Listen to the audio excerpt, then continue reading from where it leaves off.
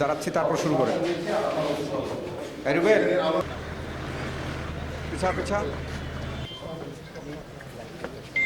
যেই ঠাকুরগাঁও 1 আসনের যেই সদর নিয়ে যে গঠিত ঠাকুরগাঁও 1 আসনের 185টি যেই ভোট কেন্দ্র রয়েছে, সেই ভোট কেন্দ্রের যেই ঠাকুরগাঁও জেলা শহরের যেই ভোট কেন্দ্রগুলো রয়েছে সেই কেন্দ্রগুলো পরিদর্শন করছেন, এটি কিন্তু আমরা বলতে পারি। এবং সর্বোপরি বিষয়ে যে বিষয়টি তারা বলছেন যে জাতীয় ত্রয়োদশ